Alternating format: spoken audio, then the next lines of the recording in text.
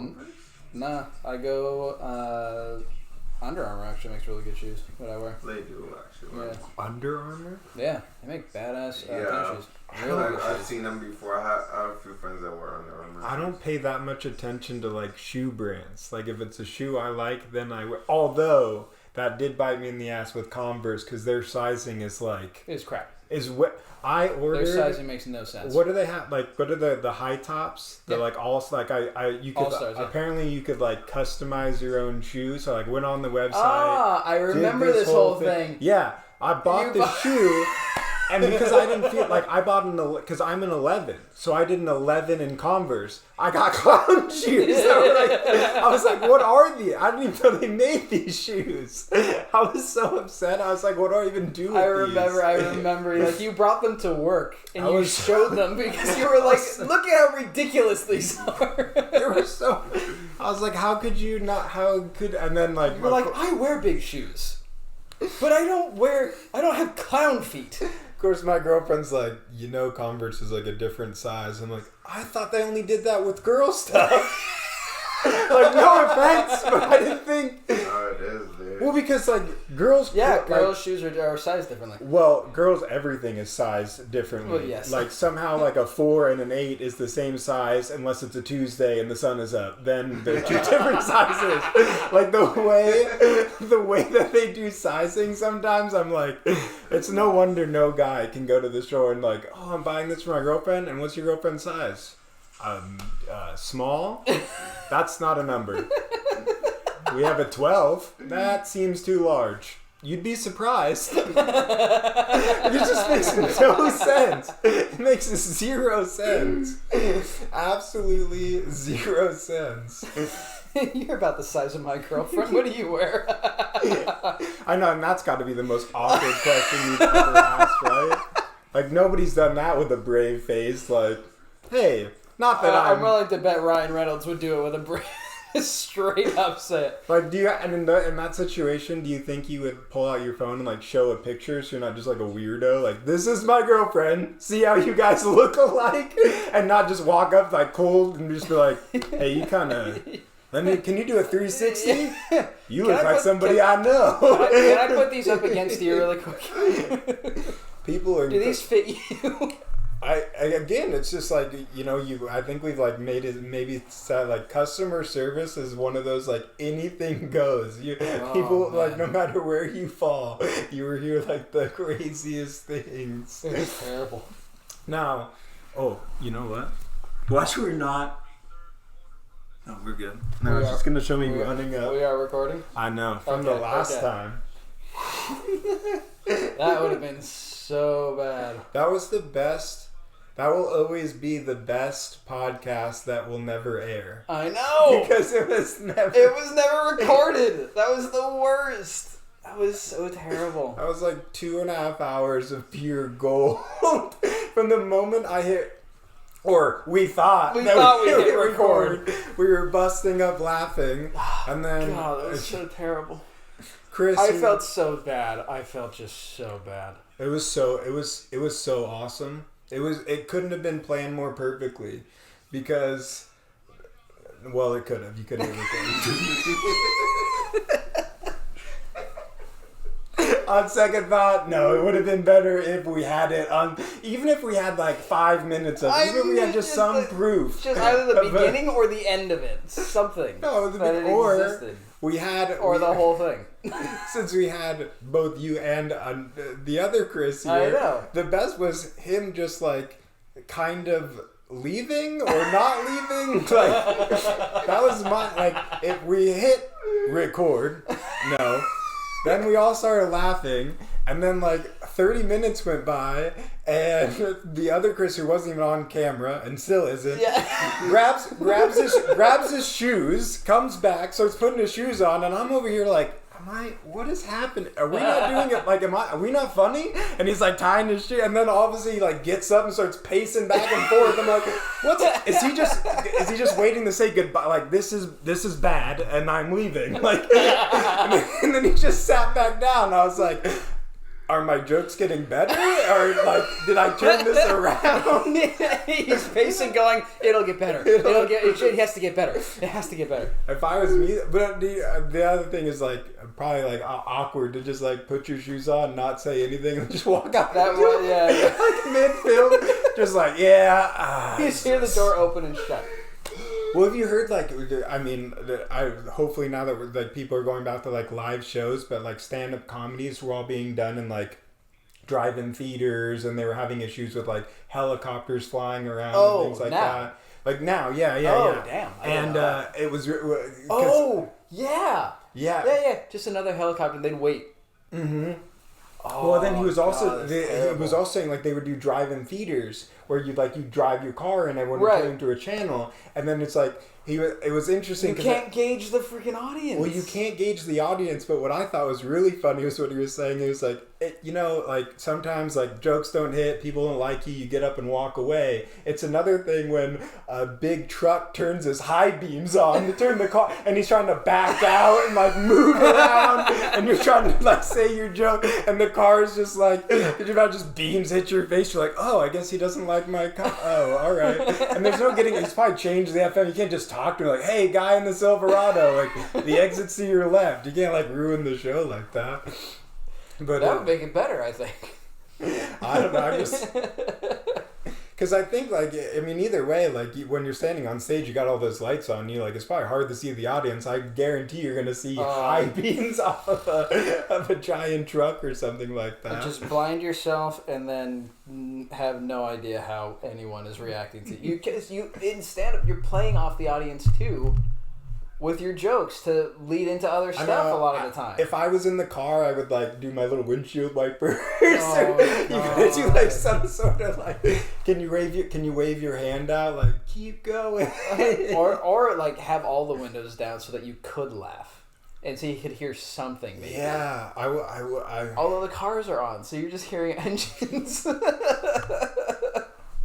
Someone like, instead of like putting their foot off this side, they like rev the engine. Yeah, they're just laughing, revving the engine.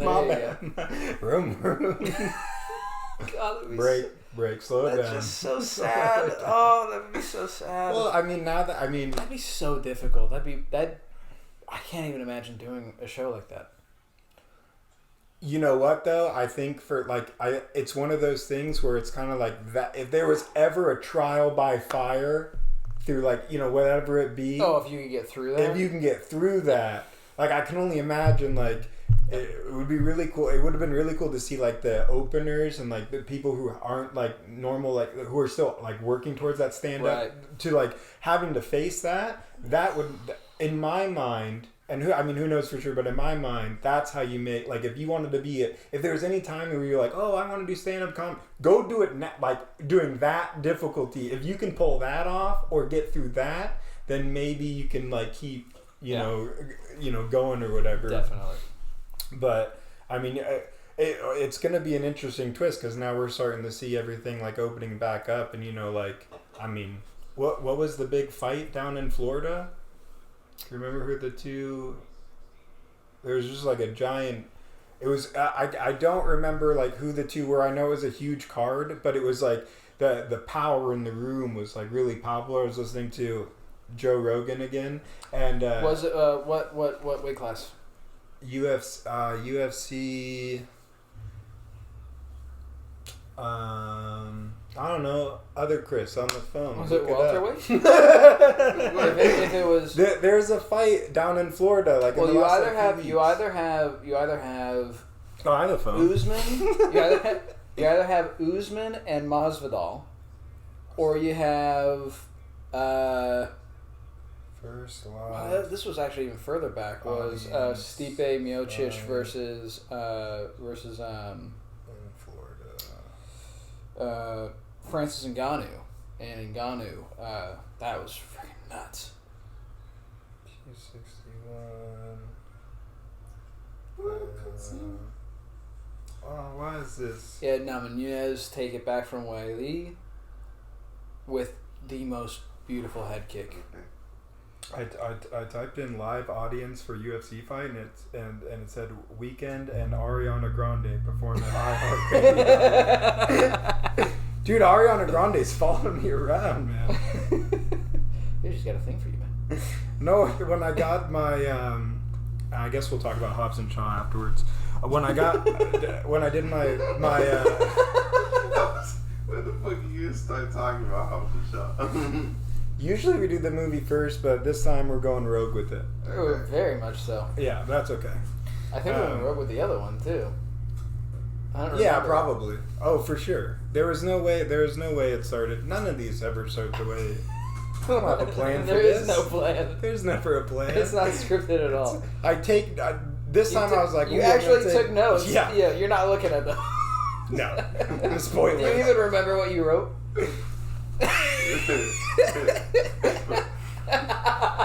My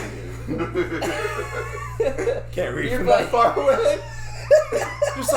just like I told you earlier. Like I know you thought you saw me walking in. I don't know. Did I tell you that I saw him? I thought I saw him like walking in like through the apartment complex, and I kind of was like, "Oh, hey, Chris," and I was like, "Oh man, Chris has aged not well." And then I looked a little closer. I was like, "Damn, oh, that's not him at all." And when I walked out the gate, I would have walked right past you. I kept looking down like, "There's no one walking. How is he going to be behind me?" Because that's happened too, where like I walk out to go meet the person, and they're already here at my door. Like, "Hey man, where you at?" I'm like, "Where are you at?" I'm at your car. How is this so confusing? Present. How did I pass you? Dude, I'm so it's like I'm so oblivious, but then like shouldn't the person who I don't know. So a couple of days ago, I go and get my wisdom teeth pulled and anesthesia. I mean, I don't like that's the best nap. Did you even know what was going on when you came to?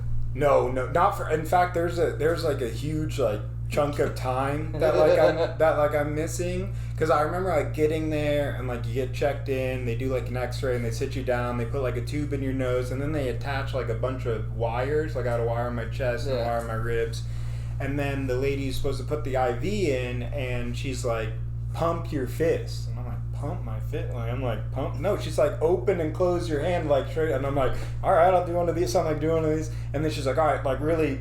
Like pump your fist, and then so I'm like, I start doing it again. She goes, "No, just grab your wrist." Like, how hard? I'm giving you simple instructions.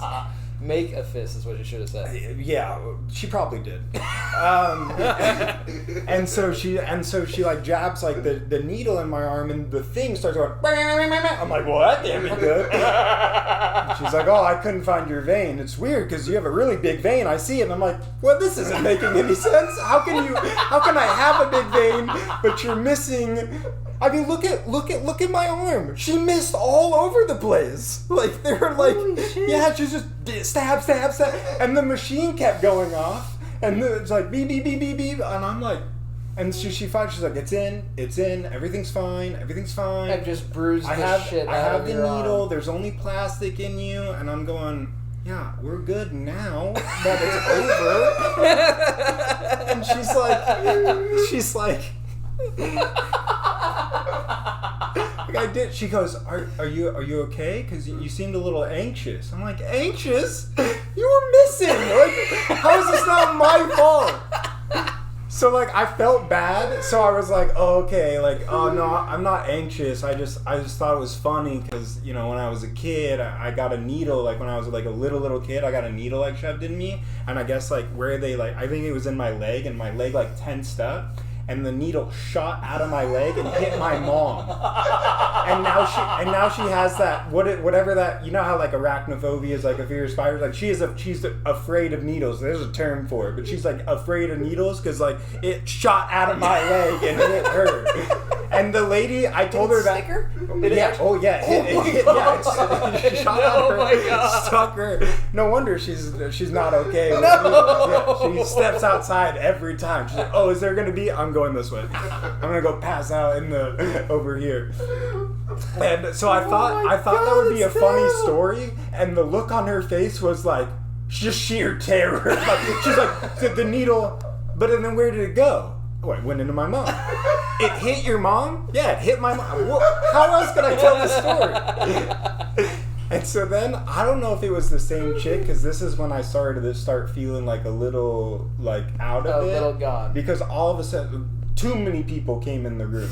Like, at least, like, that was my perspective. Either there were, like, a few people out in the hallway, because then, like, the doctor came in, he was super cool. He's like, hey, I'm Dr. So-and-so. Yeah, we want to play some music. I'm like, play some music? I'm going to be asleep. You play some music. I was like, what? He's like, no, we like for you guys to, like, choose the music. I'm like, but why? You guys have to work. I'm going to be asleep. Why don't you choose the music? And then she's like, well, I'll just put on pop then. I go, okay. And this is where the Ariana Grande, he goes, I'll pump some Ariana Grande. I'm like, all right, do you, man?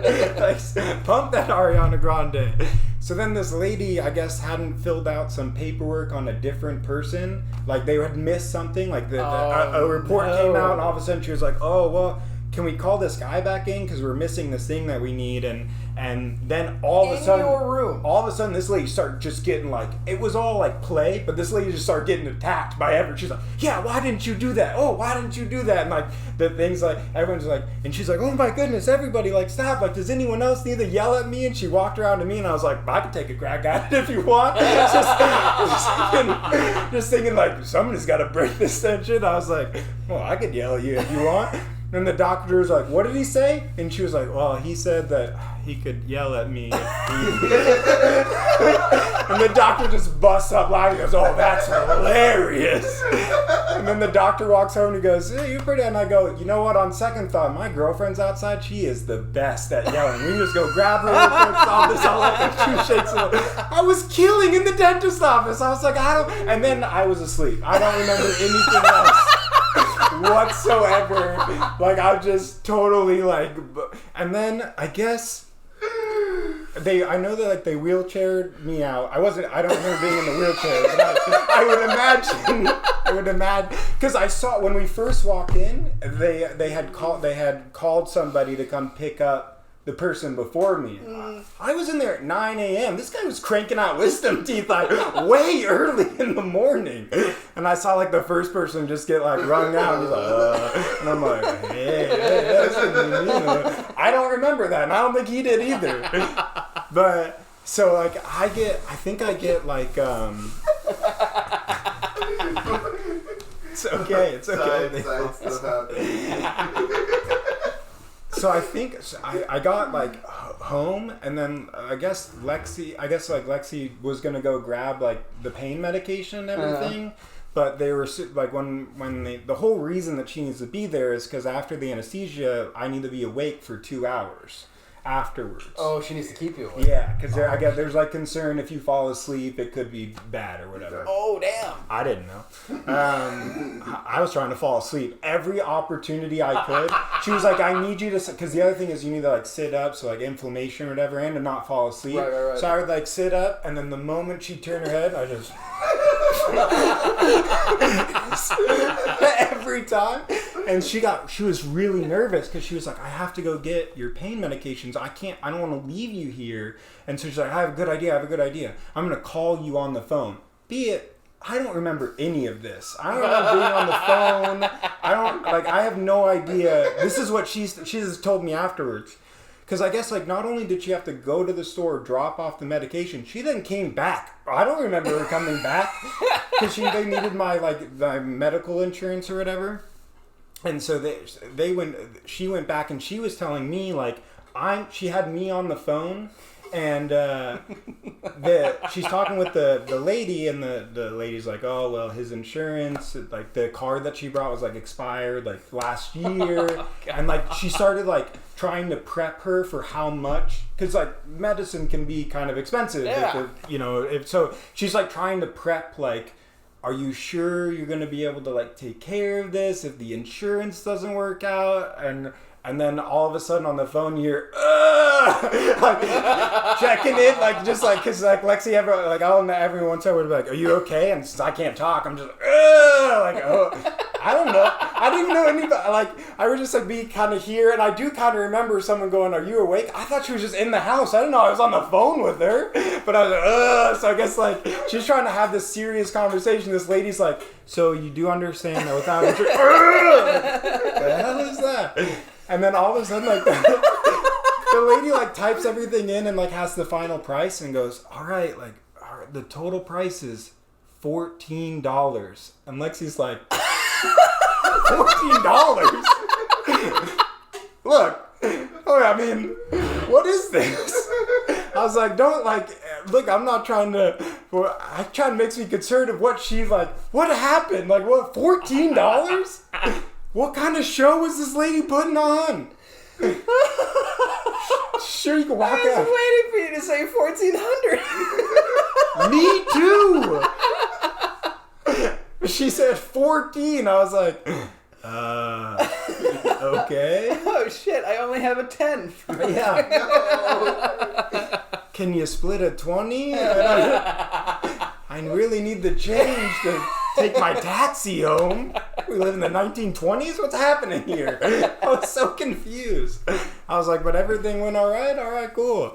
And then after that, I slowly, like, started, like, waking back up and kind of went on from there. Not a whole lot of pain, to be quite honest with you. Honestly, I was more, like, the more pain came from that lady just jabbing me in the arm than anything else. Which, like, reminded me, like, when you know, like, when you're a kid and, like, and you go to the doctor, like, you don't, like, maybe you do know. I didn't pay attention. My parents would just go, hey, you're going to the doctors, and doctors, like, either pull blood or this, that, or the other thing. Outside of, like, the blood thing with, like, my eyesight, like, I would go to the doctors all the time. And I used to have, like, I thought these were, like, normal. Like, one time my eye doctor, like, walked in the room once and was like, hey, I thought he was going blind, but nah, his eyes just suck. You're good. And he just walked out. He's like, nah, like, he took a bunch of tests. Oh, no, it worked. And he's like, another time he freaked out. He's like, oh no, like, we got to get him into one of those, like, MRI CAT scan things. And we're like, okay, cool. Next morning, he calls us like 6 a.m. You guys awake? I guess. Come down. We got to get him into a CAT scan. He hasn't told us anything. So we do the whole CAT scan, and then he just, like, casually walks in. Thought he had a brain tumor, but we're good. See you guys all next week. He just bounced out. He was the coolest. He just, like, if he had news, he'd give it to you, but only if in dire needs. But on, like, Thought he had a brain tumor, but we're good. We're good. That's the whole. And of course, my dad was like, I knew it. Like, you knew what? I knew when he wasn't telling me something that I was like, wasn't telling you something. Are they supposed to tell you those things before they rush you down at 5 o'clock in the morning? Ow! So there's a completely different time. I go to the hospital a lot. No, I'm just kidding. These are just a bunch of stories at once. I went to go get, like, my blood drawn. I don't know why. Oh, man. But I'm getting my blood drawn, and all of a sudden, my dad looks at the nurse and goes, hey, my son is turning blue. Is that supposed to be happening? And because what had happened was, few seconds before that, this guy, like, next to me started having, like, serious, like, health conditions. So all the nurses and everybody went to go help the person in need, thus not paying attention. This lady was just filling up vials. She was like, just vial after vial after vial after vial. I'm turning, like, just blue, and my dad's like, well, that just...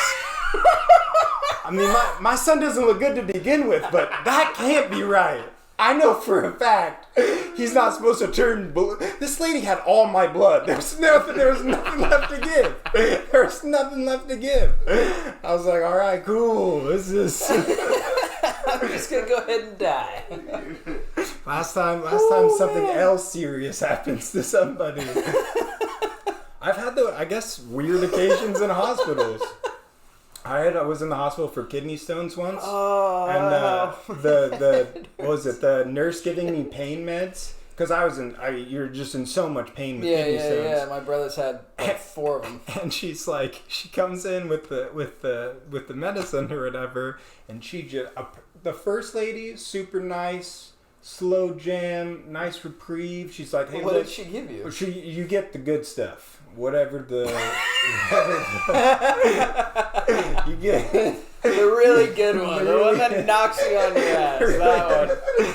The one that makes you feel really the one good. that has to be followed up with the stuff that doesn't make you puke. Like, that's what she was like, we're gonna give you this, and then we're gonna give you a little of this, so you don't throw up and she was very polite, very easing with the pain medications, very smooth. Couple hours went by, pain's still coming on, so the second nurse, which I either got the late night shift nurse or the nurse that wasn't going to make it too long or whatever, because this nurse comes in and I'm like, yeah, I'm in a lot of pain, so she just comes in, I don't know, she just jams that. Whoa! I went like 0 to 1,000. I was like, I just remember looking at my girlfriend going, give me that throw up medicine. Like, this is gonna be bad. And then she looking at me, she goes, yeah, I don't believe in modern medicine. Clearly. Why the hell are you a nurse? Why are you the one jamming this thing into my arm? What is this? She's like, see, I told you. She was like, and then she went into, and then you know how like those people, not those, but like sometimes they go into like a hair ring. Well, they go into like a hair ring store. She was like, broke my back. I mean, broke it. And I was like, okay. She's like, no pain medicine at all. I was like, no pain? She's like, no medicine. I was like, get me out of here. What's happening right now? Oh, God. Trips to the hospital. Fun times. I was did you have one or did I throw too many at you? Oh, I had several. Like when I first moved to Thousand Oaks when I was 12, first 6 years went to the emergency room 9 times. 9 times? 9 in 6 times years? in 6 years. For the same thing? No, different thing each time. Any of them related to each other? No. One of the maybe a couple of them related to each other, but the one that I remember the most, because it was just so ridiculous everything that happened, was when I was 15 and back in high school when I started requiring the spinal meningitis vaccine. What is that? It's a disease that... Why is it in high school it just seems like they're like, hey, by the way, we're going to give you this vaccine for this and this. Yeah. Like, yeah. When you're that young, seriously. they just give you really big words. I know. I watch about down in the cloxiclorin. Getting that one. Give me 2 of those and whatever that second long word is. I won't take any of that. Ah, dude. So they give me the vaccine. We go home. As time passes, my arm starts to swell. Okay, it turns to about 3 times the size of normal. Turns black, rock hard, and super hot to the touch. What? Yep. Gets better. My gums. I don't think that's better. My gums and tongue start to swell. All at the same time? All at the same time. And I start shaking and I can't open my eyes because the light is hurting too much. So I'm having a severe allergic reaction to the spinal meningitis vaccine.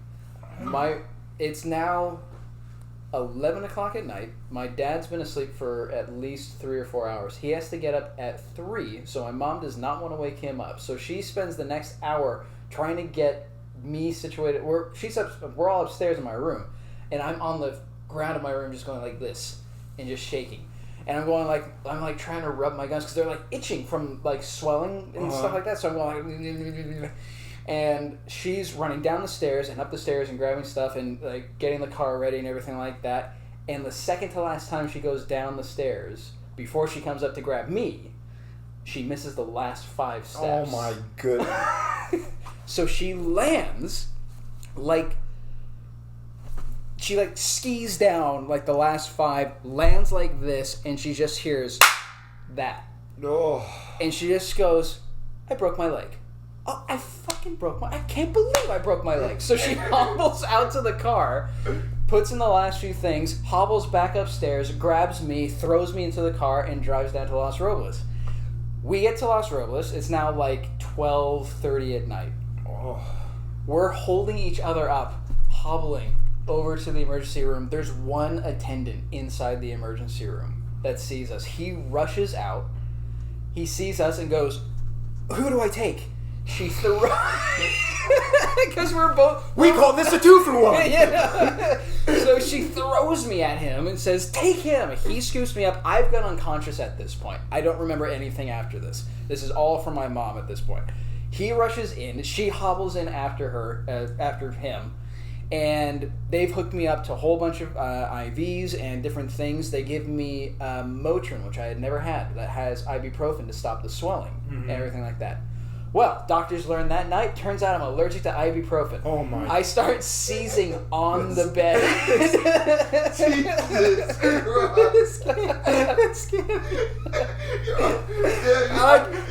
As my mom He's already coming in like this, and then you give him some more. Then he goes the other way with it. He's like, as my mom says, I started literally going like this on the bed, and like 6 orderlies rush in, start ripping all the IVs and different tubes out of me and everything like that, and get me back to my normal freaking shaking. And I've kind of come conscious at this point. They've got me stable and everything like that. They've got in something else now, I don't know what it was, to try and help reduce the swelling and everything like that. And so my mom finally collapses in a chair, and the doctors kind of settle down. And she says, okay, now that we've got him situated, can we admit me? And the doctor I totally forgot about her broken leg. No, I'm so sorry. I totally forgot about her broken. So the doctor does a double take and goes, admit you? What's wrong with you? And I croak from the bed. She broke her leg. And he goes, you broke your leg? She goes, yeah. So they whisk her off, and she's gone for like 2 hours. Oh my goodness. She comes back with this huge freaking brace on her thing. She's got a fracture in her knee. Oh. So she's like this now. She's going, how you doing, honey? I'm like... So I'm still shaking the entire time. What helped was that my nurse that was taking care of me was a survivor of spinal meningitis when she was young, which has like a really high mortality rate, so it's amazing that she survived when she had it. So that helped boost my morale. But they thought that I may have contracted the disease now from the vaccine. So now they have to do a spinal tap. Oh my! This is a horror story. I told you, this gets better and better.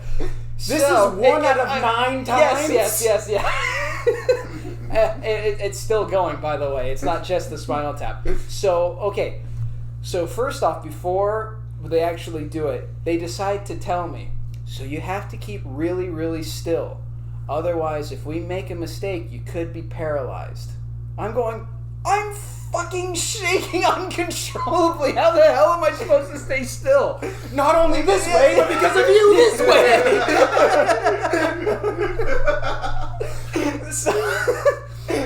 So they have to go do it. They go get the needle, right? They've pulled a chair over and had me kind of sit like on the back of it so that my arms can go over the back of the chair, and I'm like this, and I'm still kind of shaking. They have this huge, like 6'4", 250-pound dude sitting on another chair on top of me to try and keep me as still as possible.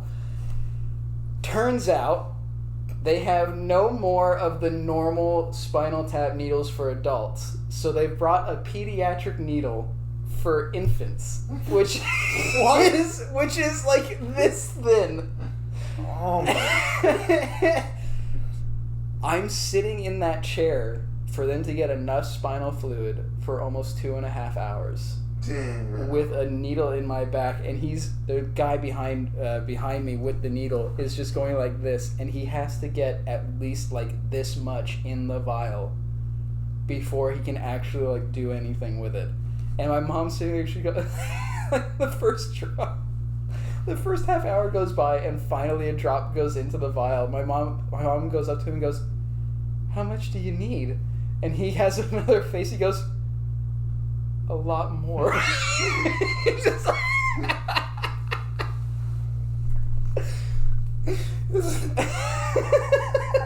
I'm over here cracking jokes, and I remember sitting in like ER rooms going like I would like walk by like I was being strolled by like nurses like back into my room and I see like my mom and my grandma and I'm going, oh no, that's not my room, and you're over here like Motrin kicked your ass. No, this place ran out of equipment on your ass. Like you're just getting. Your mom broke her leg, which everybody forgot.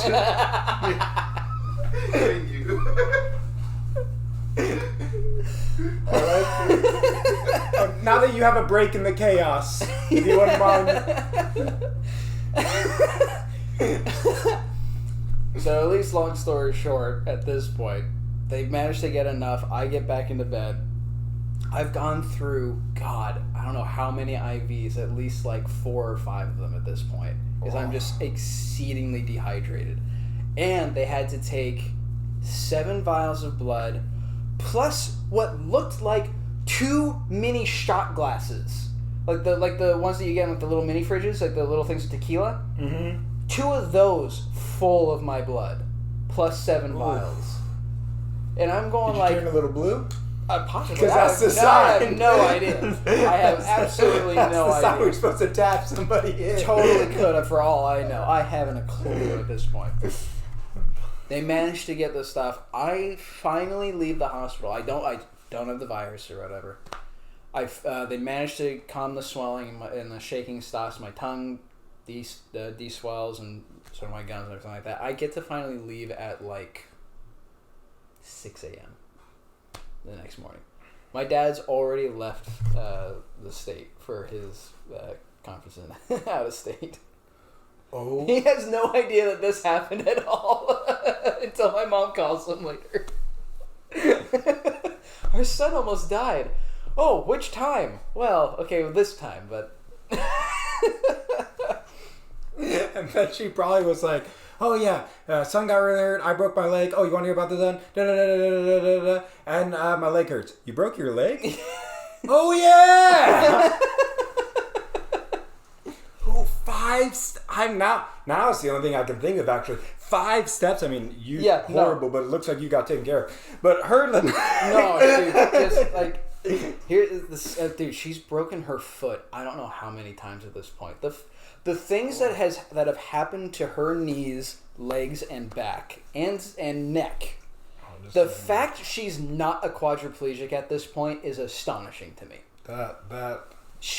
We were. I was like 16, 17.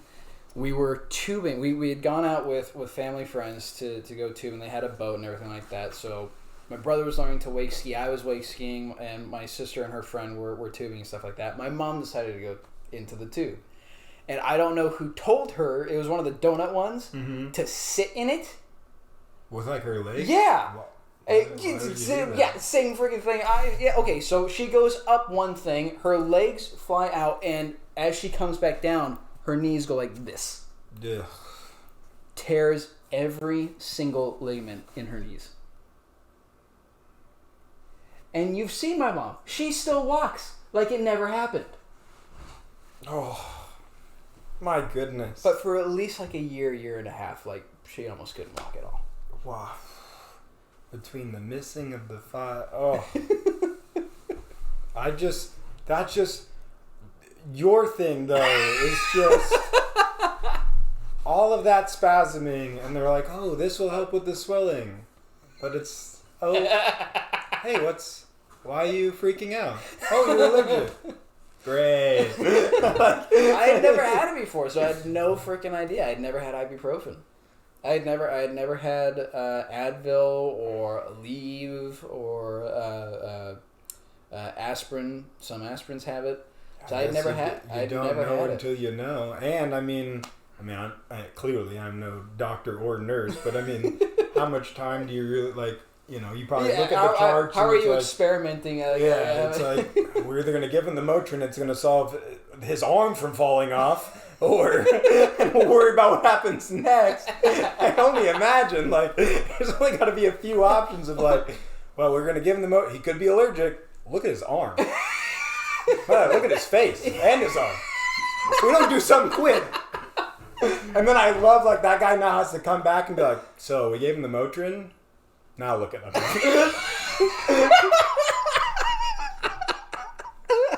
He was better a minute ago. Turns out he's allergic to the Motrin. Ah. Now look at him. And then at that moment, my leg. What are you doing here? Oh man, that was a hell of a night. That was terrible. What? And that's one of the 9. I really thought that was at least 3 out of the 9. Like, I thought that was more than just. Dude, it's like, do you ever think that sometimes I wonder, and I don't like throughout like talking about all this like going to the doctors, sometimes I like think like people go to the doctor when nothing's wrong, but then when something's serious or wrong, like that's when they start like second guessing themselves. I know, they never go. And then it's like, got a pain in my chest. Ah, it's probably nothing. We're fine. My arm's going limp. Oh, that's probably not good. Achoo! Have I been to the doctor? But like you sneeze and it's like, have I called him? I should call him. Hey babe, I can't walk. Let's see how you're feeling in the morning. Yeah. It's all backwards. My grandfather once had like he was like fixing something outside on like a yawning and like a board fell through and a nail stuck through his hand. He just stuck it out the car window and drove to urgent care. And like got out of the car and was like, "Hey, can you fix this?" And they're like, "You have to go. What are you? What? Do you want us to call somebody? You need to get to an ER." And he's like, "Nah, just you got a rag or something." And the lady's like, "A rag?" You're like, "Yeah, for my hand." Wrapped in the rag, got back in the car, stuck it outside, drove over to the ER. "Hey, can you help me out with this?" "Nah, it's just at the urgent care. Just need to get this wrapped up." You're like, what? What is happening? But then you know what always scared me? Because I always, you always think like there is some part that goes, going in the ambulance gotta be some fun, running red lights. I know. But then when you get a little bit older, or your parents do the whole like, "Hey, don't make me call an ambulance because it's like $3,000 and we don't have $3,000." And you're like, $3,000. Dang, isn't there like an Uber in there to do that? What is that? Where you can do the Uber pool? What is there? Can we pick some other people up and make this a little bit cheaper? Oh, what's that movie where they wake up he wakes up and he's like, "You just has a seizure and you're about to have another." Oh, it's a stand-up. You ever seen T.J. Miller? I don't want to spoil it. You got. I'll look it up. Type in T.J. Miller, where he tells a crazy story of him having but it's basically. I feel like I've seen it. Yeah, he wakes up. He's like, and the guy in the thing's like, you had a seizure, and you're gonna have another one. What?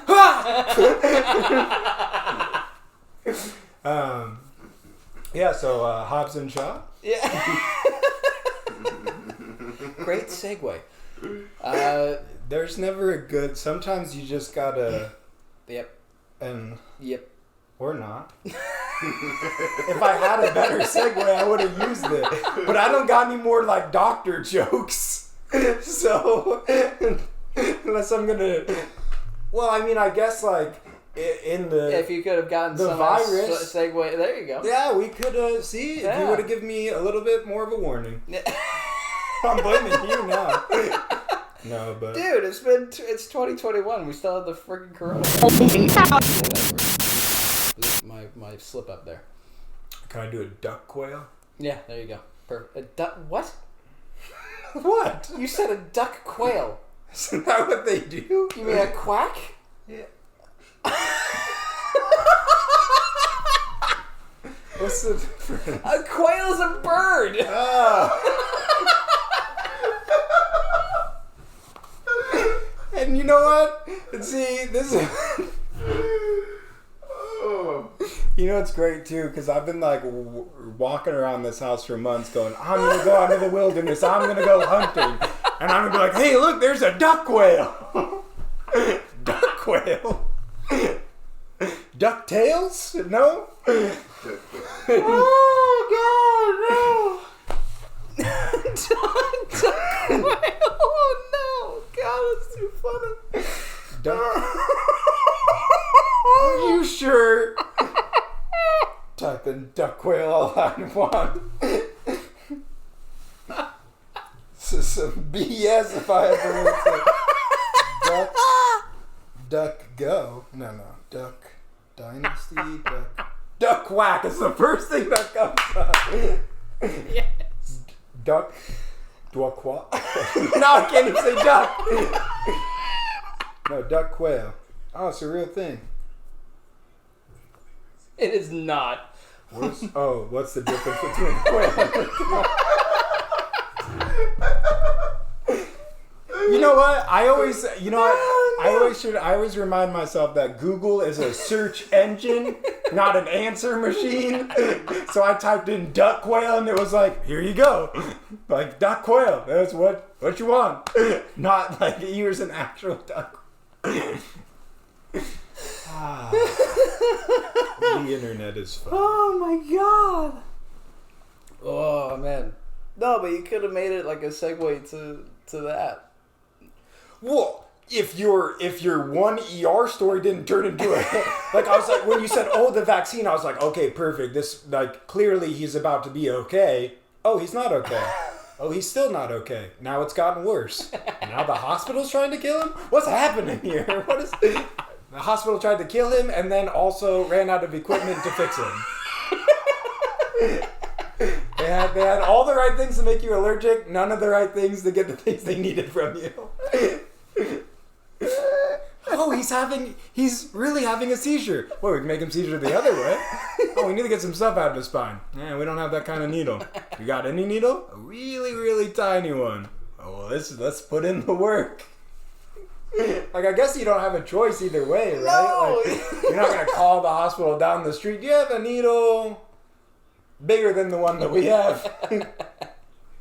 Or is not for an infant? Is that when the office person gets a huge no call? Like, who ordered these supplies? How do we run out of these needles? Like, are you kidding me, Wendy? How many spinal taps are you guys doing a day? Watch that's like a reoccurring thing. Wendy! Sorry, Wendy, if you're working. Could you imagine? It's like that is. Oh God. That does happen. Hobbs and Shaw? Hobbs and Shaw. Oh, my throat hurts now from laughing so hard. Hobbs and Shaw. Oh, I need some water or something like that. We just edit or whatever. Or not. How? Oh God. No, we backed away all of our guns. You have some bottled water right here. Oh yeah. I was looking at it too. I was like, I wonder when he's gonna realize there's bottled water on the floor. We're moving, so we're packing. And apparently, we packed away all the cups today. That's the second time that's happened. Because we packed away all of our Tupperware today too. And I was like, are you sure we're not going to need? And they're like, no, we'll just bag it or do it. You can't even drink the water. And I was like, she was like, my girlfriend was like, oh, you just bag it or we could tinfoil it. Guess what I made for lunch? Pasta. What? I was like, I made the pasta and we ate it. And I go, hey babe, where are we going to store the rest of this pasta? Oh, in the Tupperware. The Tupperware we just packed. We packed all of it. You told me to pack all of it. Nah, I put it in the bag.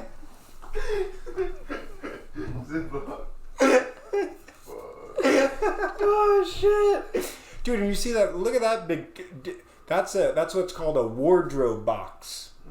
It's got a metal bar, and you can hang stuff like it's a closet. It's a closet in a box, or a box in a closet. Yeah, my dad. We had one of those for when we lived too. There's a picture. Oh God, I couldn't figure it out. Actually. I was staring at that thing for a good, way longer than I want to admit, going, how is this different? This is different from the ones I've put together before. Turns out, no. There's a top and there's a bottom. You put tape on the bottom and it's pretty simple. It's like the most straightforward thing you could possibly imagine. Wow. Oh God. Oh man. Hobbs and Shaw. Hobbs and Shaw. We're gonna have to rearrange the editing on this. Nah. I'll just I can Oh, just put the timestamp. They just skip ahead. There you go. Who would want to skip through all this? This is the best part. In fact, everyone right now is going to be like, oh, well, then click. Not that they did that 20, 30 years ago. No, 30 years ago. Well, I didn't Neither know of how us long. are that age yet. We're almost. I saw a post today that was like 1991, 1992, and then the next photo was like turning 30, and then it was the two of those people, 1991, 1992, running away and an explosion in the background. And I was like, are they running away from being 30, or is 30 explosive? I don't know.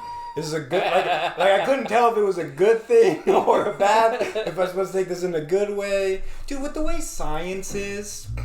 Look, Mike Tyson, and I'm not, like, comparing myself to Mike Tyson, but he's 54 and getting in the ring. I know. We're gonna be fine. We're gonna be fine. Mike Tyson fucking... We're gonna be at least 105.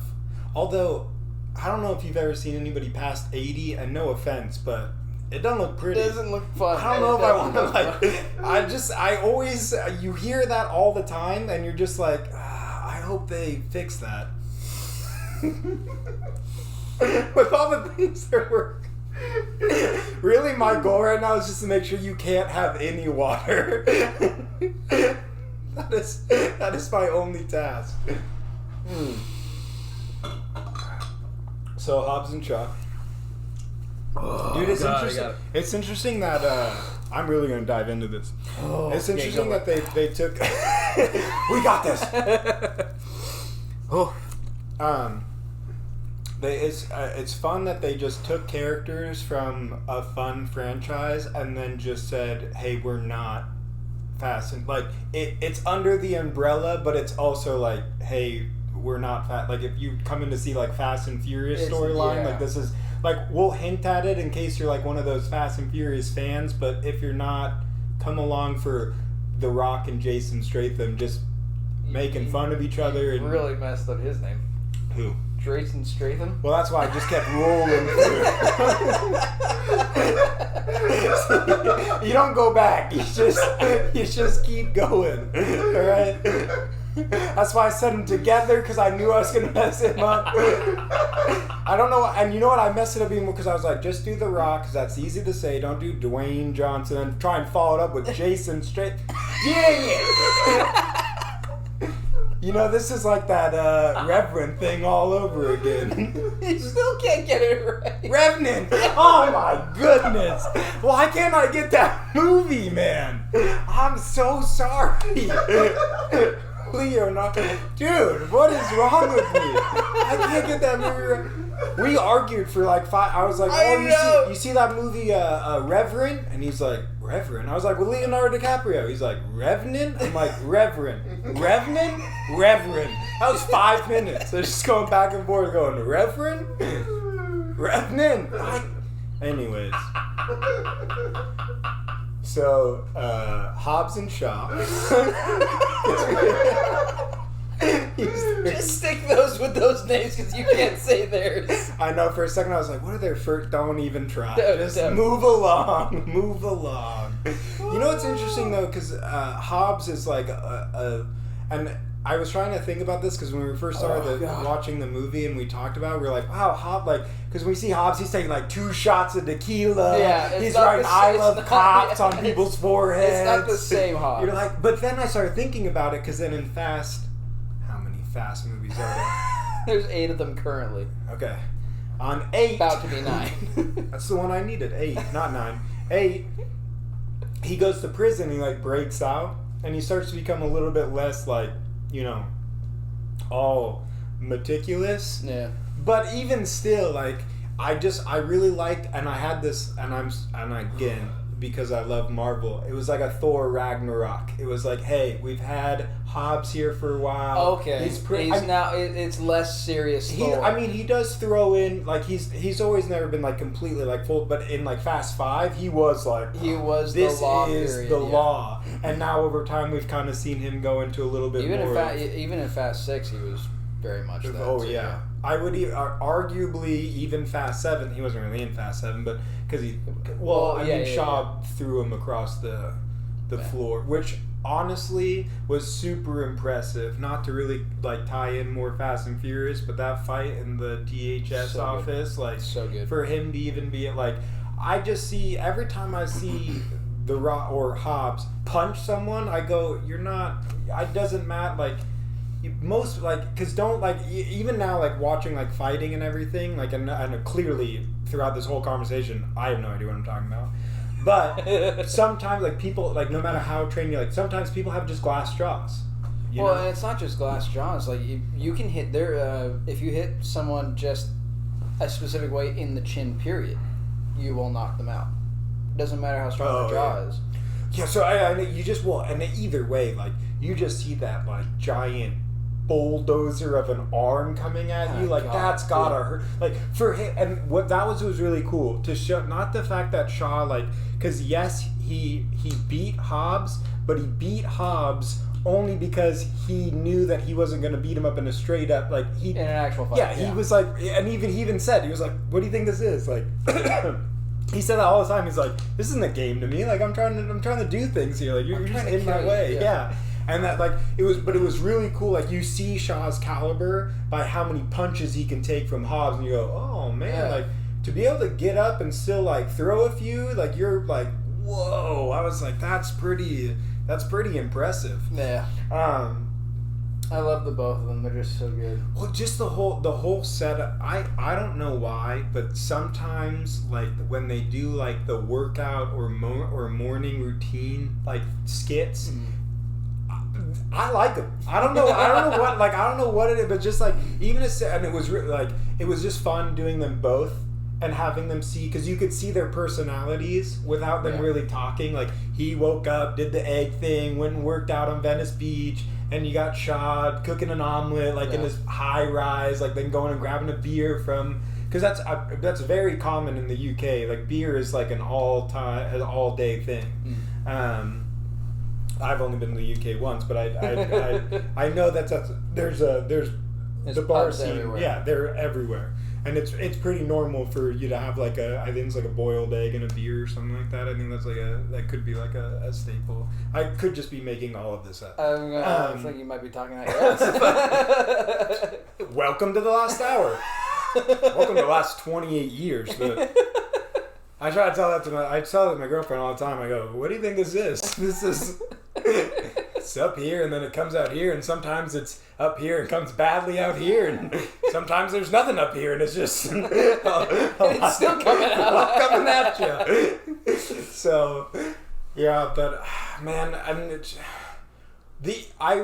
what's good is realistically, and I want to talk about the cameos. Really, like, as much fun much fun as the movie is. Oh God! I'm like, we get like as soon as Ryan Reynolds shows up, and that's the thing, because until they meet, like before they meet, Locke comes in and steals the whole movie. He steals the movie. Rebecca Hobbs. Half of the time, you're just hoping he shows up again at some point. And every time he does, it's like an unexpected. Even though you're expecting it this much, it's still, you're like, oh, he's there. Hey guys, I'm in our diner. It's so weird without you guys here. I think it's close. Well, and just like his whole, like, and he's like, she's 8. I think she's 9. No. Liquefied. He knows I can see him, right?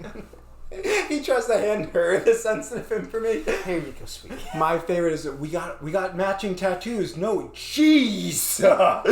What have you done? I just remember getting this on my body at some point. A lot of washing back. He really is, and honestly, so perfect. He's just perfect. You couldn't have chosen a follow-up cameo like Kevin Hart to match what Ryan did on the screen. Aside from Kevin Hart. Exactly. I mean, it would be really hard to... I mean, he nailed it. One person who could be as funny and nail it would be someone like Dave Chappelle. Oh. Dave Chappelle would do really, really well. He'd actually be a hilarious spy. He would be absolutely hysterical. You know that. I know his whole stick, especially now, is just stand-up comedy, and I know he did what was that? A Star Is Born with Bradley Cooper. He was in that film. Really? Yeah. Very short. I didn't get to watch much of the movie either. But... Neither did I. Except for that part. No, actually, I followed Dave Chappelle, and he was talking about it. I had seen a few clips of The Star Is Born. I didn't know he was in it either, but I guess he would mention that he only does films when people ask. It's kind of more of because it's fun. It's fun for him, but it's I'm not gonna go and audit if it's a thing. It's I don't know, but that's what I heard. But that would be cool because he would. But he did an I feel like he'd Kevin Hart. I feel like he'd come in at some point and see a whole room destroyed people and be just damn. He'd say just a single word just to express the whole room. Oh god. But there is no Kevin Hart did a phenomenal that was more unexpected. It really was. I remember the first time we watched it, and I remember seeing it, all of a sudden he showed up. I was like, "What?" Yeah, it's Officer Dinkley. I'm in recycled ass all day. This is my office. I'm Delta Echo Force. Aren't those the wizards? That whole everything that happens on the plane from beginning to end is airport and the plane is the best. Mike F2. F you. I go by Michael. In case everybody knows, I go by Michael. Yeah, that F1, F2, FU. I love you, babushka. Because I'm nice to people. People actually like me. It's because you don't have any friends. What's so much fun about this movie is regardless of what you think, if the story is good or there, if it's in all the places, it doesn't really matter. No, it doesn't take itself seriously at all. Because it's so much. You're having so much fun with the characters interacting with each other. You don't. Again, it's a Michael Bay film, not made by Michael Bay. I'm sorry, that's exactly what it is. It's just pure fun. Okay. What? With a lot of massive explosions. So many.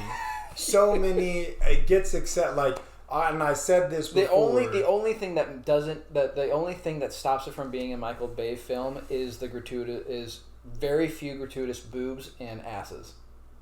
Is that what makes a Michael Bay film different? Yeah. But then again, that would kind of be kind of though hurting on the Fast and Furious franchise though, because that's a staple for. True. If there was ever a movie that needed some bodies in there, that's the one. Yep. Hey, we have water falling over here. Let's put a girl there. Let's put a girl over there. Let's just have those two girls making out randomly.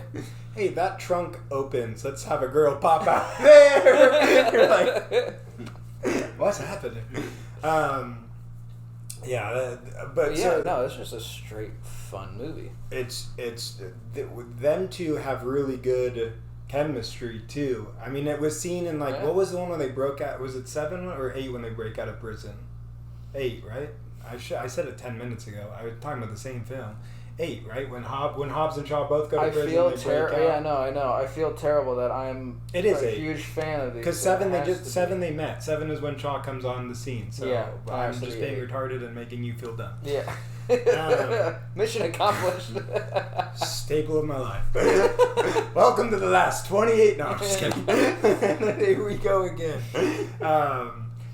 When they first meet in the office and they have their I don't know who wrote those jokes, but they must have had to just go back and forth. Oh, dude, apparently a lot of lines were ad-libbed by them as they went through. I would have to imagine that they're just sitting there going. Well, do you remember at the end of 6 when he shows up at the house? And who shows up at the house?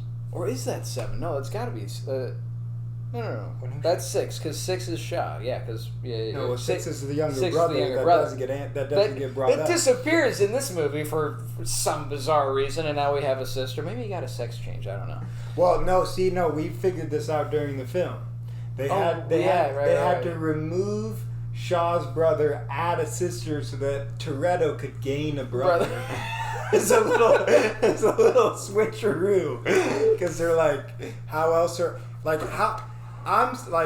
don't know how they're going to pull this off with, and I know we're going back in the Fast and Furious, so I keep saying we're not going to do, but like 9, John Cena as his brother, like where has he been for the last 10, 15, like Toretto's been blowing up L.A., Paris, New York, like London, Saudi Arabia. Like, he's been going all over the world, blowing things out of proportion, and the brother's like, okay, now I'll step Saving the world at least 3 times. Causing the world to be destroyed 3 times, and then saving it. That's the anti-hero. I do love those movies, though. Walk, flock, flame. I don't know, weird hand signs. Yeah. Where were we? I wanted to build up to something, but then I was like, I don't even know what we're talking about. No. We were talking about the chemistry between the two of them. And where it's like, where Shaw's like, it's your face. It's like your it's like God's projectile vomiting into my eyes, and it burns. It burns. And then he got the call. Which means someone else would be walking in that door. You're not even on camera. There's my keys in my... Oh, yeah. Well, at this point, fuck it later, guys. We've been hearing you the entire first part of the thing, dude. Night, everybody. Night, bud. Yeah, so their chemistry is absolutely it's just so much fun. Every time even when they're like buddy, like it's still like... They're still screwing with each other like the entire time. They really, it's such a sibling rivalry. Yes. In just the truest sense. Which is, I guess, it's kind of cool that they, like, it all kind of works, you know, like, when they, with the whole family thing. But that's what I love about these movies. The whole Fast and Furious franchise and Hobbs and Shaw, the whole purpose is family. And I love that. If there is anything that they want to do, like, it's nice that they encapsulated the essence of Fast and Furious and brought it over the Hobbs and Shaw, but still made it separate. Because they can still, and I do kind of hope that they continue along that path, because... Oh, you want them to be their own thing still? Yeah, I see no reason for... In fact, if there was not a better way for Toretto to kind of steer back into more of a baddish guy route, Hobbs needs to go this way. He needs to get out of the picture. So this would be, if he's concentrated with Shaw... But we know Toretto... But Toretto's... But he... It just won't happen. It's going to happen. He's going to go this way. They're going to go that way. It'll all be great. Well, I mean... what I mean is he's not going to be a bad guy.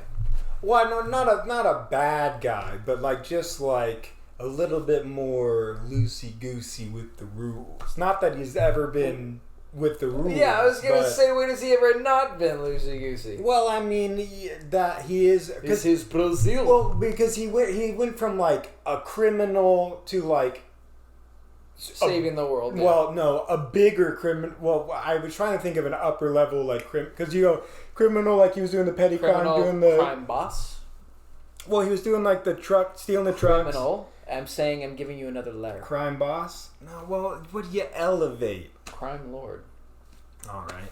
I'm just saying when you go from... What do you go above criminal? What does it become? When you become like an international thief. I don't know. Because he got through like a criminal. He's like from what LA. Are you above that? An international criminal? I don't know. Because he goes from like doing the like quote unquote in-house like city crime stuff, and then he goes to Rio de Janeiro.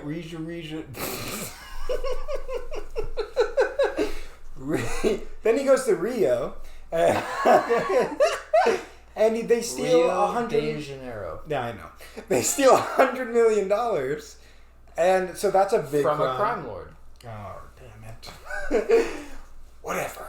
Then he goes kind of more straight and narrow and starts working for this more secret agency. I'm just saying it's a good break from getting away from like the agent CIA stuff and back into more of the street stuff. But not really, because his brother is another military. That's true. And if they're bringing the lady from the 8th movie into the 9th movie, it's not... All right, well, then just ignore me.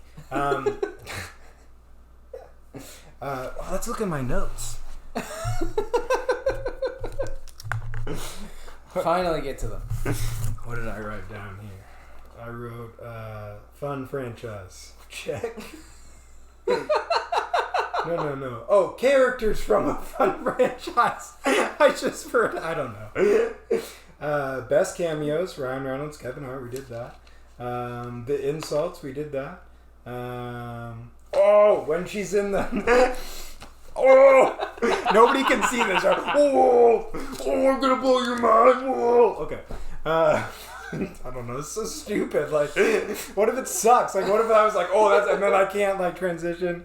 Like when they're when he captures her, the sister. I don't know her name. I can't remember her name. Miss Shaw. Can we say Miss Shaw? I don't know. Female Shaw. Do they ever say her name? I'm sure they do. I'm sure they do a bunch of times. Honest to God, I don't remember. And you know what? And I'm just going to say, and I'll just hide it into this so I can make it a compliment instead of saying, like, I'm sorry, I don't remember the character's name.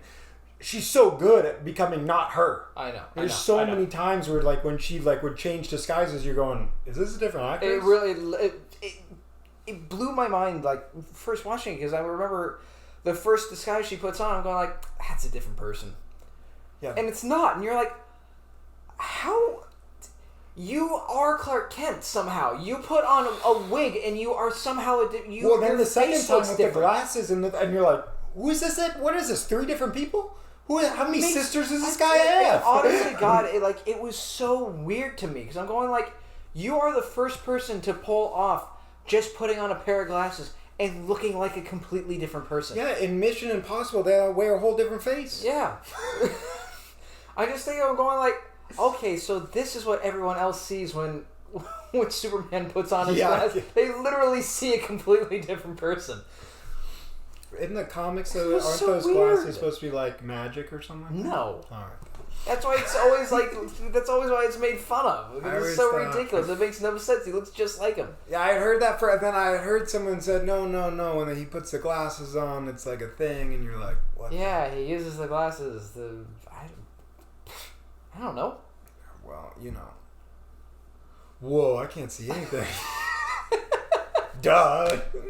But that was really it was more shocking than I knew that when I removed my glasses I wouldn't be able to see, but more things went blurry than I cared to I was like, wait a minute. Am I getting worse? What's happening? It's really terrifying because I'm moving to Colorado and we're driving in the snow.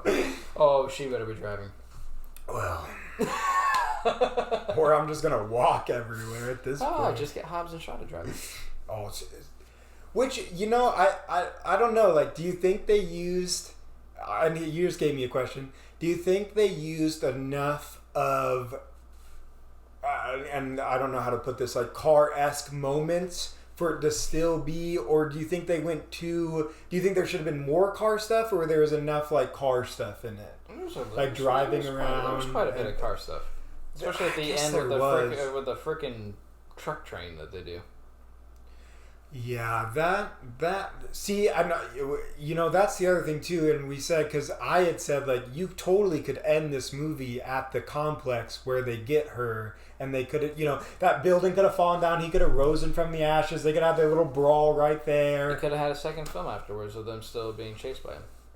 I don't know if you make it a part 2 though. You probably would just wrap this, unless. Okay, so how do you end it there though? Well, you end it there with they beat him, and then the virus gets... What? You just said that he rises from the ashes. Well, so the building, exactly. Point. So the building falls, and they go, "Oh, we won." He goes, "No, you didn't." And then that's when they fight. I'm Black Superman. Yeah, and that's when they fight, and then they could like wrap it up. But I guess the thing was broken at that point, right? Yeah. So, well. And you don't get the family recollection. No, which you really need because at the beginning the whole thing it was her the diner, the daughter going, "We got no family tree over here. What do we got? We got nothing." Yeah. And that is really cool to see. Plus, from the moment you hear the music of Samoa, you are there. Like that is the best. Because honestly, I did go, hey, well, you could totally end the movie here, and then if that music starts, you go, nah, you can't. This is the best ever. Everything from this moment on is so, like, his interactions with his brothers, and that whole duality, and for them to have such a complex, not a complex, but, like, for them to have, like, that emotion around what's going on, and for them to be able to tell that story in that space... And you're like, and you can connect with it when there's so much unbelievable stuff happening, and you're going, "Wow, like that brother sells it to know." Like he does a phenomenal job selling it as like, "No, you don't understand. You wronged me, and I don't care what's happening." And that is kind of true. Like even though unreal circumstances, like when it's that type of relationship, doesn't really matter what's happening. When family's betrayed you, like the world really could be ending. And well, and you want it's very hard to family forgive. really does go, we're either dealing with this or we're not dealing with it at all. Or it's like, I'm not dealing with you until the mom steps up and goes, "Oh no, you're this sissy." And that flipper hits him in the side of the face. You're just like everything on Samoa is just, and that's when you really start to see like them start coming together. But they come together in such a great... Hobbs and Shaw, like, they come together, but they could still equally turn around and make fun of each other. Like, they don't make it so... They Mama, build... Where's all our guns? I got rid of them. And you go, sensible. We're going to war with the family heirlooms. That's school. You know, there was that one where I was like, this is going to be way more fun with this stuff. And when they were able to like figure out how to turn off the guns, and then... That was actually a really smart thing. I thought that was actually a really, really cool idea. With the... shutting off the guns? Yeah. Yeah. Because they set it up. Yeah. Really well, I thought. I thought they actually set it up really well. I mean, I don't know how she's, world-class hacker level to be able to do that herself. Well, I mean, you have to imagine, like... I still say it was the kids there. Well, the kids did it's either the kids or, I mean, Shaw is somehow manipulating people's biometric scans and allowing them to go through airports. So it's like, you're kind of like, maybe she's got a little skill. If he can do that, maybe she can work her. Right. And it is, I mean, 6 minutes is... That's a reasonable... Yeah, and that was actually and with the whole satellite thing, like, they did kind of make it as realistic as... I mean, then again... Realistic in the unrealistic. Well, they're about to set up a chain gang of cars attached to a helicopter flying around a cliff with the rock going, whee! Yeah, well, also, like, again... Sorry, but...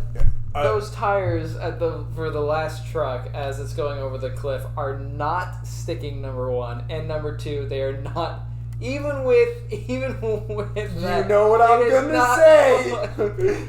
You don't know what moonshine does to a car. You do not know what moonshine does to a car. But the canisters and Dead Man's Lane just blow, like... Love that. You were right. They looked like they were hitting the helicopter. It really looks like it was hitting... Those looked real, and they looked like a few of them were really hitting the helicopter. 100%. It was like... I don't know what they did with that. See, and that's just... And that was the thing. It was kind of like... oh, you thought like like when Hobbs and Shaw like break into the complex and they have all this like, and they go down that hallway and Shaw takes on like 8 guys and Hobbs takes on just one big dude and punches him out real quick, and you're thinking, oh, all these guys in the complex, this is gonna be the massive fight. And then you go to Samoa and you're like, okay, one, we're about to have a street fight, like to no end, and it's just gonna be it's more like a tribal war. Oh, what is that thing called? Do you know what do you know what the dance is called?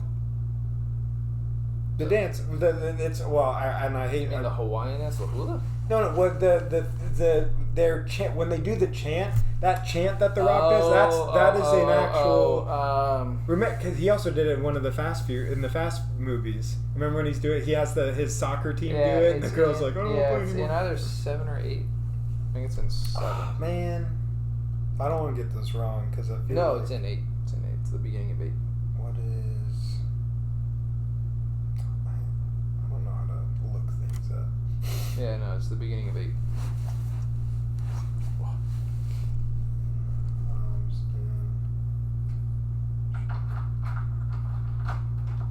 Siva Tao? That doesn't seem right. Again, Google is only a search engine, not a answering system.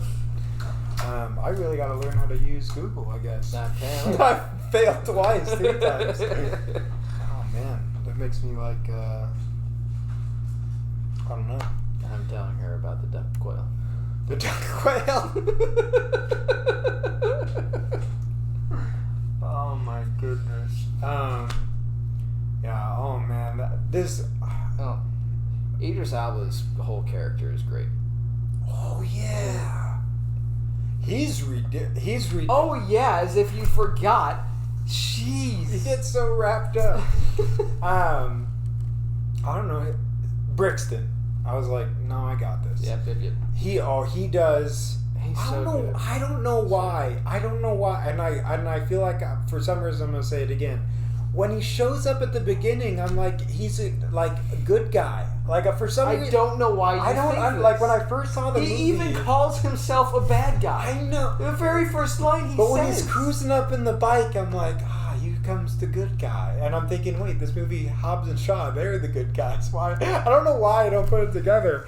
You know what? Realistically, or not realistically, I just think that like when you see like the team, like even though they kind of like show up like on the girl, you kind of like see like, oh, she's gonna be important, right? Like still there's a reasonable deniability where you can look at that and go, well, okay, she's part of this. There's no way she's that good, you know, like she's good, but there's no way she's gonna be Hobbs and Shaw level. And then you go, oh, I guess she is. But I guess that maybe that was just a setup to show like, hey, this girl is gonna play with the big boys and she's gonna play with them just. But as not well. only that, but just look at how the big boys get whooped by Idris Elba. Oh, yeah. Yeah, and you know what? Kind of shame on Brixton because just like I kind of said to you at the beginning, like, I think he underestimates her. Every time. Yeah. You're right, every time. Because even when he kidnaps her, and she's the one that gets herself out of the... it's not... Of course, like, Hobbs then tackles him, and that looked like it hurt.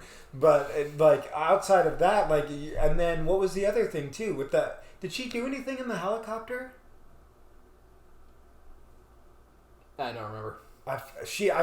After it crashed, she did. After it crashed, she did, yeah. She's a badass. Well, without her, they wouldn't have, even though she didn't activate the gun in the complex, she still gave enough space for them to break out. Yeah. Without her, they wouldn't have been able to pull off the McJagger. I love that. I think we should join them. You want to join them now? Yeah. We're not joining them. We're not joining. Just like that band, McJagger. No, we'd be in a band. You would be McJagger. McJagger. I love I think you guys me electrocuted 3 times. I think we could take 4. No. Can kill a man in 3. I think you boys got 4 in you. Oh yeah, I'm willing we can take 5. I'm willing to bet we can take 5. What's it? I had to open your big stupid mouth. It seemed like a cool thing to say at the time. And what's the beginning of that too? Like like one of them wakes up, he's like, "Oh, you're awake, great, like welcome." I ordered some room service. They're just surrounded, and I love that. I'm gonna bust out of this chair, break that guy, smash that guy in the face, kill that guy. I'm gonna slip out of these chains, kill all 7 of these people in 7 seconds, and then hit that guy. You can't hit that guy. That's smash guy. No, you want to smash that? You see that one? The big one. No, the big one. You get the big ones. The big one. That guy was huge, though. He really was a big one. I didn't notice until this watching of it. Like, I actually tried to look off in the corner, and I'm going, that guy's bigger than Hobbs. That guy is a big one. He's huge. Like, I don't know why I never put that together. It's like, that's a big dude they put in there. Yeah. It is amazing. Some, like, human beings, like, how, like, just enormous they, like, it's incredible. Like, ridiculous, man. Largest, tallest man in recorded history, Robert Wadlow, was 8'11". Well, and it's fun that there are little nods at Game of Thrones in the movie, and you think of what's you don't watch you watch The Mountain. Yeah. I don't watch it. I just know that character because he's an actual world strongman. Yeah, he's a world strongest man.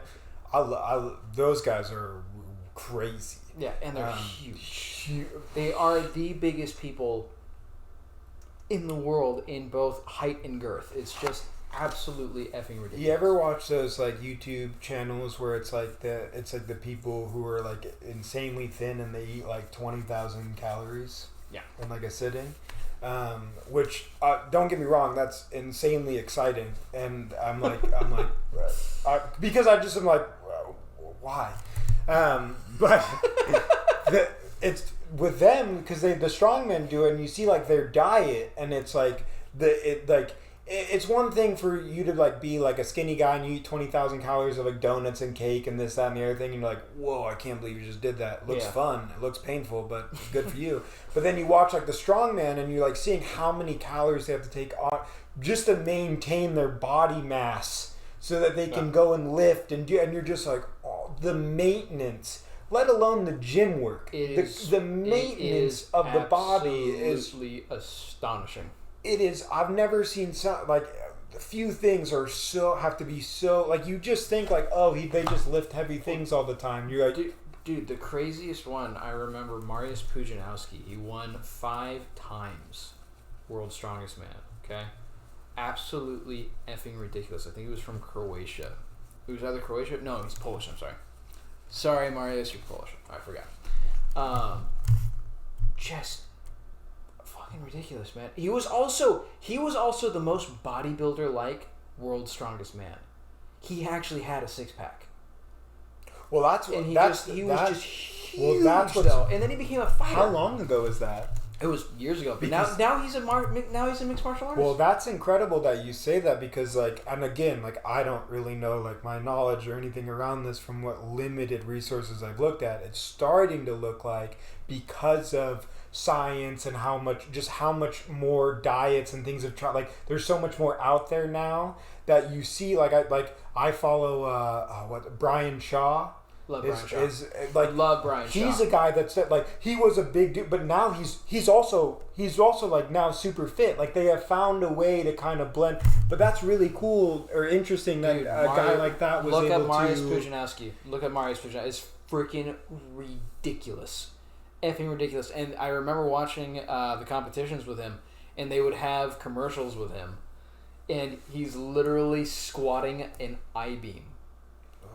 An actual legitimate I-beam, and he's just squatting that. You're like, dude, those Atlas stones are just... He's the fastest I've ever seen do it. Oh my god. Like, those things, it's for, I don't know, I never thought, I never thought any of that stuff would ever be interesting to me. Like, UFC, stuff. Boxing, World's Strongest Man, like all those like hot, like all of those, like I was just like, I never thought in a million years I'd ever be interested in it. And then I came at it from like, I guess I was like, it's just so, when you really dive into it, and I see and I feel like that's the thing with so many things is like, majority of most people, they get like a snippet, and from that snippet you either go I like it or you hate it. Yeah.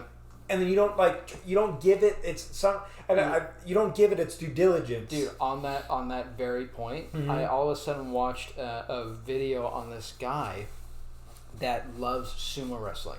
And he got into sumo wrestling. Okay. He himself is not a sumo wrestler, but he loves the sport of it, and he went deeply into it. And the whole video is just him explaining why he loves it and why it deserves more respect than it gets. Mm-hmm. And I was like, by the end of the video, I'm going like, dude, I fucking love sumo. Oh my god, this is the coolest friggin'. I'm like, this is the most amazing. Like, and you like when you again, like what you said, when you deep dive into something and you really learn about it, so many different things are amazing. Yeah, that, and I think too, like it's one of those things where it's going to be a hit or miss. But if your first exposure can be of one where it's like of deep passion, because it's like yes, because like that, like you know, for me, it's like I like hearing Mike Tyson and Joe Rogan talk about, and you hear like how much they love the sport, and they talk about it more than just people beating each other up or people lifting heavy weights, and you're going. And you hear about, like, when you listen to a strongman talk about, like, their regimen, what they have to do, and you're going, the dedication and the drive. It's amazing. To do that. And, like, it's just so, even if it's, like, you have nothing to do with that and you never want to be in the sport, fine. You could take that and apply that to yourself. Right? There are so much in those realms where you could go, wow. To be able to, like... Find the thing that you're passionate about and pursue it just like they do. Yeah. Because clearly you're gonna lose, right? You say everybody loses. Yeah. So why the hell not?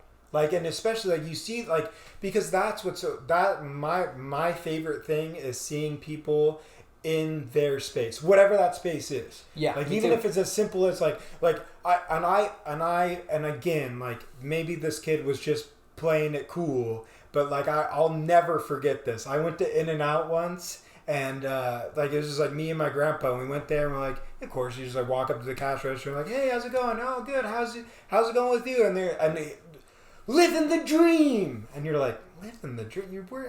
Don't get me wrong, but you're good money, you get decent pay for working at In-N-Out, yep. Delicious, I would love to eat free In-N-Out, I hope that's a thing, but I'm going, living the dream at In-N-Out? Like, as a kid, like, you just don't know, you're just like, oh, man, but, like, maybe he's not staying there, but if you're that involved, you give that much enthusiasm, you can, I could totally, like, it wasn't just like, I'm living the dream, like, that would have been total nonsense, but he's like, I'm here, man, like, you want a burger? And, well, that's all we have, because our menu is very simplistic, but it's delicious, but it's simplistic. That's your Shake Shack throwing peanut butter. I'm sorry, I don't know what that is. Have you heard that? No. That's the secret, have you ever been to Shake Shack? For one, I will say their burgers are really good. All right. I will say that. But there's, you know how In-N-Out has like animal style? This Shake Shack has like a secret menu and it's basically peanut butter. They just put peanut butter in the hamburger. It's not really a secret. And it's kind of weird. I've never thought like, you know what this burger needs? Something to make my mouth just do this a little bit. Which I couldn't do because of my... That hurts so much. Why did I do that? I keep forgetting I'm missing 4 teeth. Oh, God. I just remember, now I remember, because you're not acting like someone who just had their friggin' wisdom teeth taken out. No. And I'm just remembering, like, Markiplier, when he had his wisdom teeth taken out. It's probably one of the funniest videos you will ever watch, because not only is he, like, super swollen afterwards, he's in so much pain. And he decides to do a try not to laugh challenge. Oh. And every time he laughs, he cries because he's in so much pain. And it is the funniest thing you will ever watch. And this is my problem because when I found out when I knew I was getting my wisdom teeth pulled, you had said that we can film the next day. That was my whole plan because we were talking about doing it because I got on Tuesday. We were going to film on Wednesday. Yep. And I was like, this is going to be hilarious. It's going to be hysterical. Because either this is really going to be painful, but it's going to be really funny. And my girlfriend was just like, if you do that, please. She just couldn't come up with. And the moment I had gotten my wisdom teeth pulled out, I was like, all right, this might be a bad idea to do that. But the pain, honestly, the pain was pretty much gone after a day. And it was funny because... That's just amazing to me. Well, my brother had his wisdom teeth pulled about like a month ago or so. And I'm on the phone with my grandma, and she's like, all right, Nick, you understand, it really hurts. And my grandma wasn't in she worked at a hospital, but in the accounting department, she didn't do anything. But she sees people going she knows wisdom teeth are not it's a painful experience, and you're swollen and it hurts, and some people are in pain for. You were saying your sister was in pain for a while, right? Yeah, almost months. Yeah, so I'm on the phone, and my grandma's like, yeah, it's a lot of pain, and she goes, I bought $50 worth of ice packs. Right there, I'm going, that's too much on ice packs. I'm like. But all right, you're saying the pain's legitimate. She's like, yeah, for your brother, I bought $50 worth of ice packs. I brought a blender to make smoothies. I was all prepared to go. I didn't use one ice pack, and I didn't make less than one smoothie. I spent $150 on that. He had no pain. He had wisdom teeth, and he was fine the next day. And she's talking about it, and she seems upset. And I go, Grandma, isn't that a good thing? Nick, I've spent $50 on ice packs. What am I supposed to do with all these ice packs? I go, what kind of ice packs did you buy? Because I'm thinking, what do they form around your face and give you a massage? How intricate, or did you buy 50 ice packs? Dollar ice packs, yeah. What? How expensive? I just didn't understand the whole ice pack game, but or the smoothie game. The smoothies were delicious. I would have been that was the whole thing I was looking forward to. I was like, not that I love food, but I was like, oh, cool. I just get to eat smoothies for a little while and just kind of take it. I was kind of looking at it as an opportunity to quit it on all the junk food I've been eating, and just take an opportunity to just relax and calm down and not just be overstuffing like a glutton all the time, and really just and it's been beautiful. A few smoothies with some nutrients thrown in there. Some movies. You feel like $1 million. Duck quails. I'm so upset. I have been so enthralled with hunting and aspects of hunting and the relationship to nature and how respectful of the because I've been watching the show called Life Below Zero.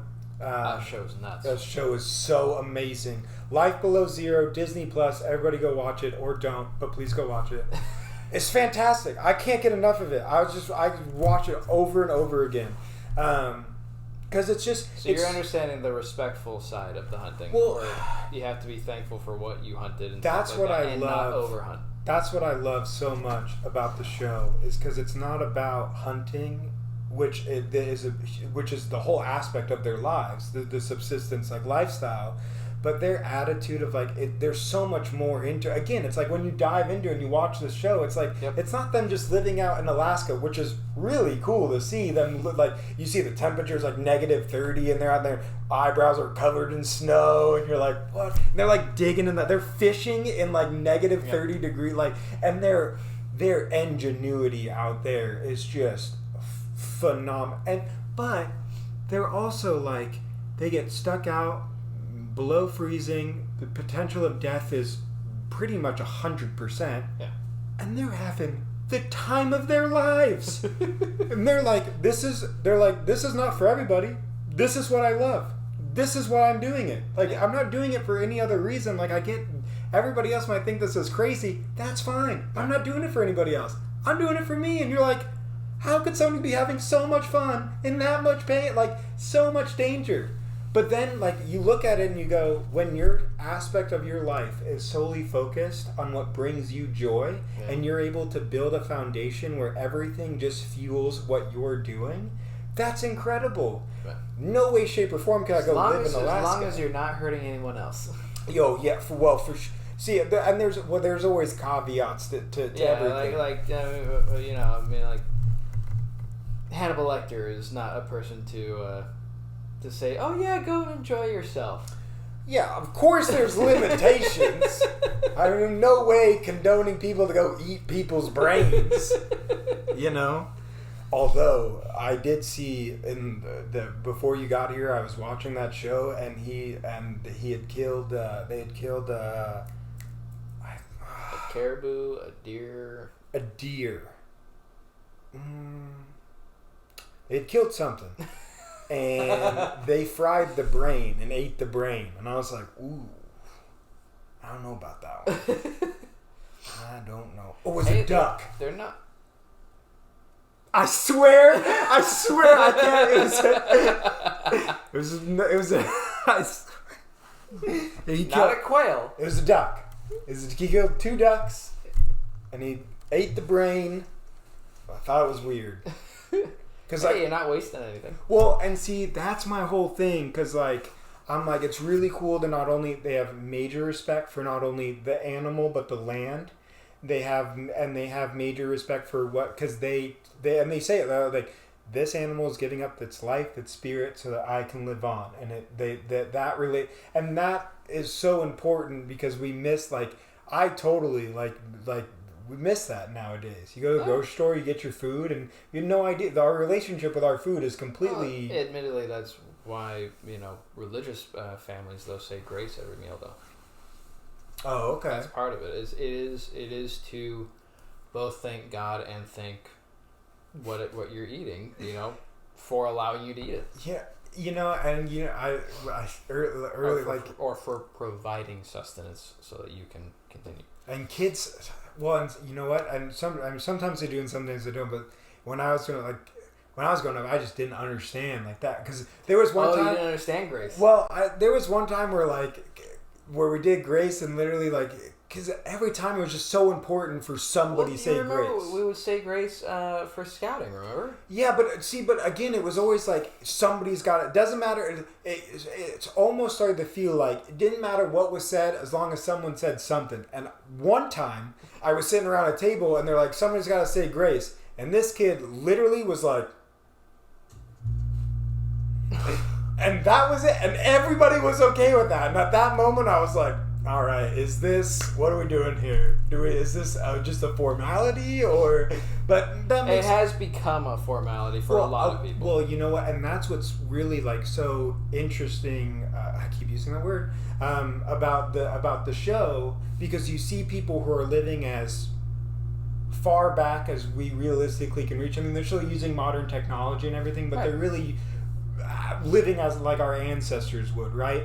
And you can really see, especially here, me sitting in an apartment on the couch watching that on my TV, we have gone way far away from that. Disturbingly far in some cases. Our dependence on technology is absurd. Well, just our dependence on the way we formulated our societies is, and that's what you go out to places like Alaska, small knit groups, very low, condensed populations. Although I hear some of the major cities are pretty major, but they're all friendly. They all help each other out, because out there it's not about what somebody believes in or not. It's like, that snowstorm. The hell did I say?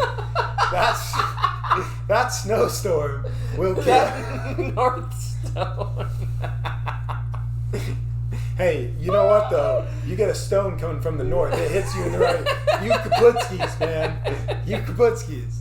But out there, it's because it's so based off there's so much safety nets. Again, I've said, we're here, you don't realize how comfortable you are just being able to call 911 at any time. Out there in the bush, there is none of that. So it's I can't imagine them going, wow, I'm not going to help you because you don't like waffles, and I have a severe case of I need everybody to love waffles for me to have a conversation with them. And that's what's so amazing about an environment out there, is because an environment out there, it's too harsh for people to be so, and I hate to use this word, petty about trivial things. No, it forces you to be humble. Yes. which I think like somehow, and don't, you know, we've all heard me, sometimes I need a little humility, but like that is the one thing that I will always want to carry with me, because if you can find some humility in anything that you're doing, you'll have a completely different outlook on the rest of. It also allows you to help other people. Yeah. Oh, and you just can't. And humility allows you to help yourself, which allows you to help everybody else. You can't help anybody else until you help yourself. Yep. And but you know, outside of that, and we don't just mean like, you know, help yourself to other brain stuff. Yeah. We here do not support eating brain. No. You know, but I just think, because like I really, after not just watching like Life Below Zero, and not just a TV show, which we'll have to wrap this up. Yeah. But Hobbs and Shaw. Hobbs and Shaw.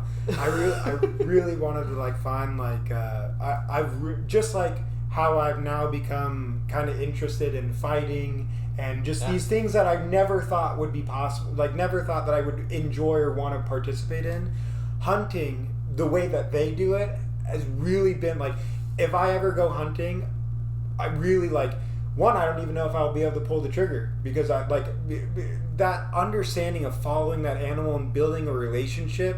I never thought of. I never would have thought in a million. I just think like, because you know, and maybe they portray it wrong, or I portrayed it wrong in my head. But you know, in my head, I just go, you go out with a gun, you shoot the deer, or you shoot, you know, whatever, and you carry it home. Well, that's how most people see it, and most people probably think of it that way when they do it anyway. But you see, it's in this show and in other things, like you see, like when they really have a respect and they're going to utilize that animal from top to bottom. Yep. And that's what's so, you know, unfortunate for the animal. But again, like when you utilize the resources that it's giving, that's what the whole purpose is for. Yep. That's the circle of life, folks. I mean, I hate to break it to you. Like, and I hope I'm not the. No, I know. But I mean, that's. But again, I'm 20. I'm 28. I'm just figuring this out now. You know, and I got lucky. You know, especially because we have so much array to access of.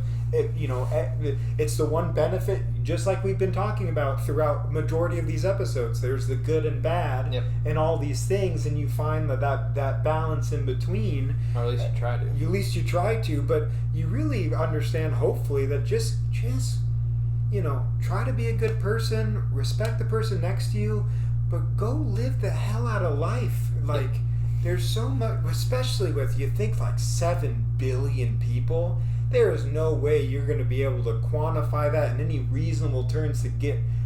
If you're trying to think of it in that ways, that's game over, buddy. Just go for it. Yeah. It's just too much. Hobbs and Shaw. Hobbs and Shaw. Another one. Oh, what was that? All right.